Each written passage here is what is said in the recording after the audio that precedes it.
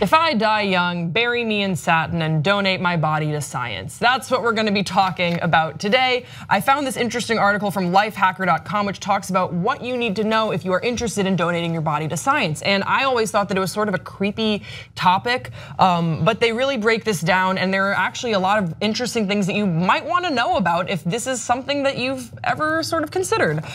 So what is body donation? Body donation, or an anatomical gift, is simply the donation of your full body after your death to be used for medical research. They will most commonly be used in anatomy classes to educate medical students or even fitness instructors, and for surgical practice. Now that said, some people are a little uneasy, or they might feel a little chagrined because there's no guarantee with exactly what is gonna happen to your body. So you might think, oh my gosh, maybe my body will cure this disease, or they can practice this groundbreaking surgery on my body. That'd be so cool. But you could end up just being practiced for plastic surgeons going through rhinoplasty practice, which is still by the way, yeah, still very noble. But just what's something to consider is you may never really know where your remains might end up after signing them away, or in what way they'll be utilized. How would you know what happens after you're dead? Maybe we're ghosts, Amir. Yeah. Maybe we're ghosts. No, my body, please don't do that with it. Not the plastic surgery.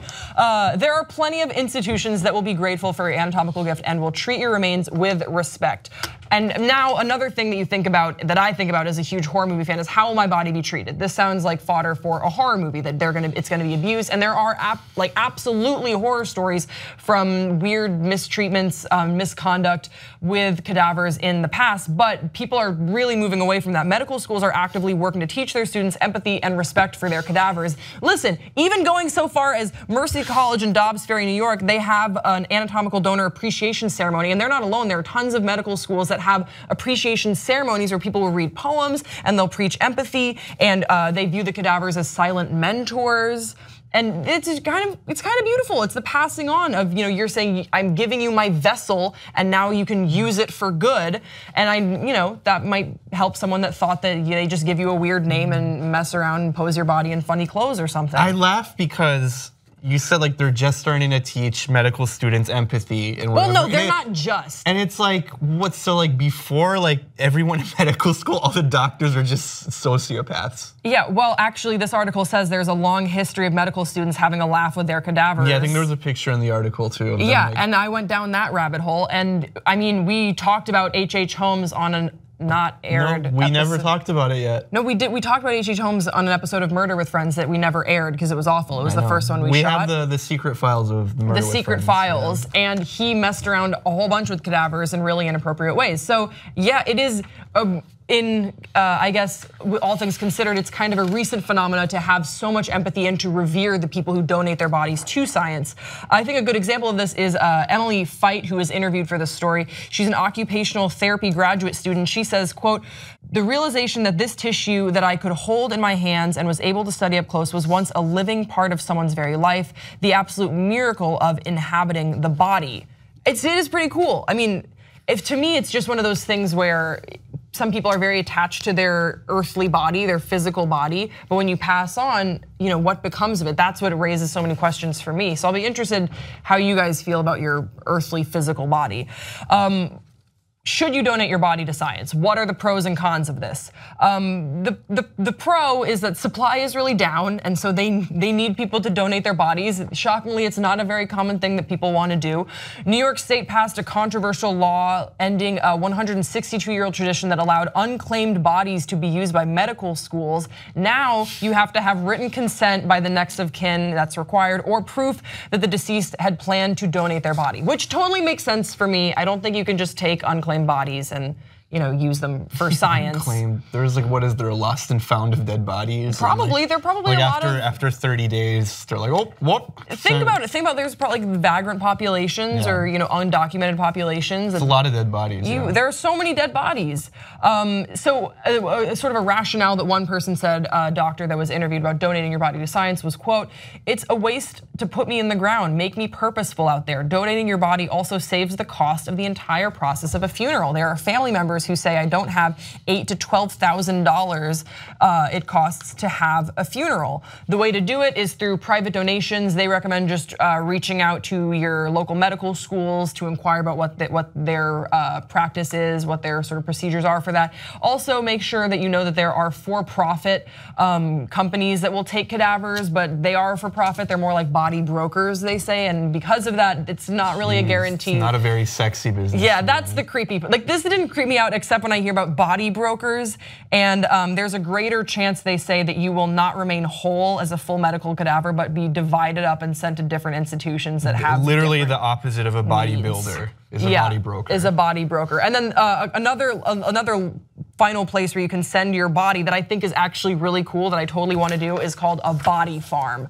What is a body farm? I know a lot about body farms. You do? Yeah, I saw like a documentary on it a couple years ago. So a body farm is, there are a couple in the United States that they point out, and they're basically corpses are strewn about the grounds in open air, in car trunks, on mattresses to replicate how subjects of police investigations are often found. With these bodies, students learn how to determine time of death using the rate of decomposition under different conditions. Now, this is what I thought was really interesting because given my interest in true crime and forensic stuff, I think that'd be kind of a cool way to use my body once I'm done with it. You know? No? Okay, that was just, I saw the documentary too that they included some clips. I don't think Lizzie would like that either. But you could have a stone for me somewhere, but I could actually do some help to solve a murder if they put help? Like they've already figured it out, like how bodies decompose.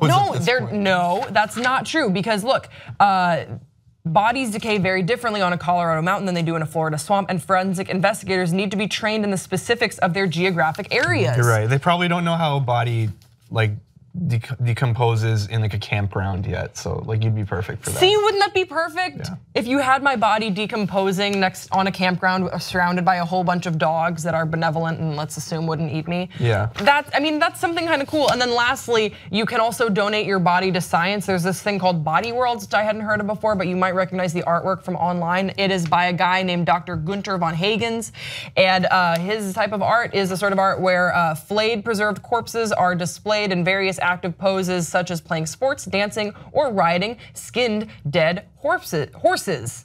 The way that they preserve these bodies is through a process called plastination. I don't really know much about that, like replacing the fluids or something in the fat. It sounds very delicious and appetizing. No, it doesn't. He came under fire though, you should know this if you're one of the artistic types like you, Amir, that might want to donate your body so that it is filleted and preserved. I don't think I would donate my body. Okay, well, he did. So you would donate your body? I would donate my body to a body farm, but in 2009, just so you know about this real quick, he put a bunch of these bodies in the throes of sexual intercourse poses, and so people thought that was super weird, and it's probably. Anyway, things to keep in mind. I was surprised about how kind of noble it is to donate your body to science, and how not a lot of people are doing it in this day and age, and I don't know, I think it seems kind of cool. We make it seem like it's grosser and sleazier and creepier than it really is. Why do you think people don't like to donate their bodies? I think that people feel very tied to their physical vessel. Do they think that like maybe they'll be able to come back or something? Like if they don't destroy the body? What is it? I'm not really sure because I think most people get cremated. Wouldn't you say? Most people, that's what you do. So I don't know what it is with holding on to our bodies, but what makes a person is their soul and their heart and their mind, and that goes. It's the electrical activity. It's not, it's not like, oh, the hand of grace. Like, never, we must preserve the hand of grace, touched by grace. Oh you know what I mean? To me, it's just a body. And I think that's I know that I am sort of hippie in my ways of thinking, that it's all so temporary and our time here on earth is so finite.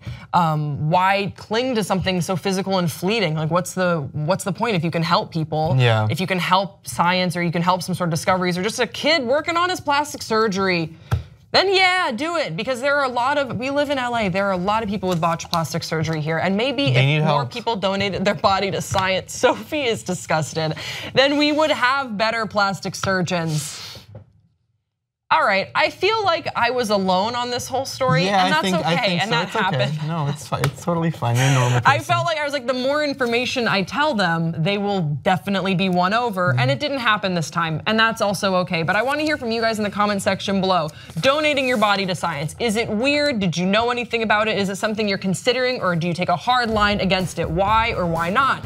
Don't forget to subscribe to this channel for more cadaver news, and we will see you next time on Pop Trigger.